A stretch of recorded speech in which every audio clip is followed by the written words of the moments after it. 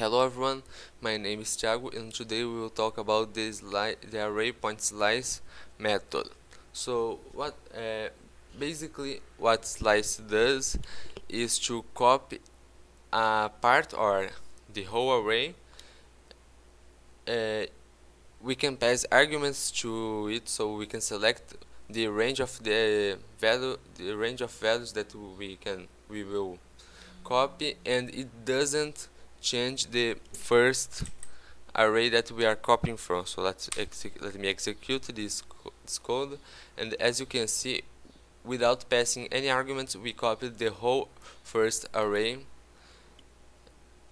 and it doesn't and the first array and the copy array are the same. It doesn't change the first array that we are copying from.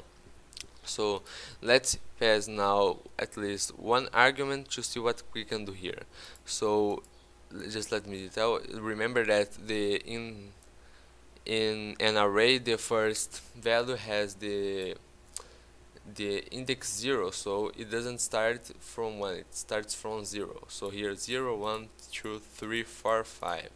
So now we are passing the index that we will start copying from. So now it won't copy, in this case that we are passing the index 2, it will just copy starting from green. So red and blue won't be included because 0, 1, and it will start from green to the finish of the array.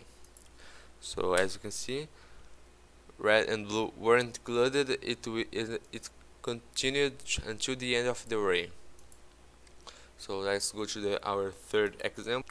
Okay, so now we are going to pass two arguments to our slide model.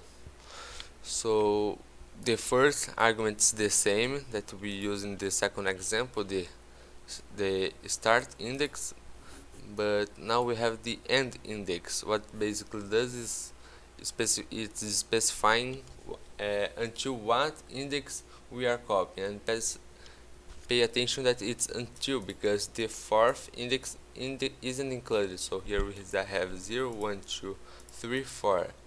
So it will start from the from the index 2 and finish until 4. So it will just copy just yellow and green. Brown won't be included. Brown is the index 4, but this index it's until the index 4. So as you can see, we have just green and yellow because brown isn't included. And now let's go to the fourth example. Now we are going to pass the first argument being as a negative number.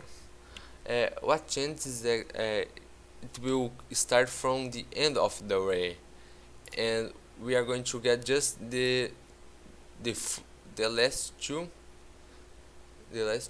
values. So it starting from the end of the array, we are going to get in this case these first two values from the end. So it will get brown, it will return brown and purple in this case, but we can change. Let me execute, and as you can see, we got here brown and purple, but if we change, we will now get yellow too. So when we have the first argument being a negative number in this way, we are going to get the last number values, so that we pass here. Let's come back, and now the last example. What changes now is that the second argument is specifying how many values from the end it won't include in our copy array. So for example, here we are starting at the first index, so red is included, and we start from blue. But here we won't copy brown and purple because we are kind of removing the two last items. Not removing, but we are going to include them in our copy. So as you can see, let me execute, and we don't return. It doesn't return. It didn't in the case return brown and purple. So we can change here, and now it won't copy yellow too. So as you can see here, you can think it as like the array point length minus the second argument. So in this case, array point length is 0, 1, 2, 3, 4, 5. It's 5, but 5 minus 3 is just these 3 items. So it not red because we here are starting from the first, so just blue and green. So that was the tutorial, if I can say so, if I can say it.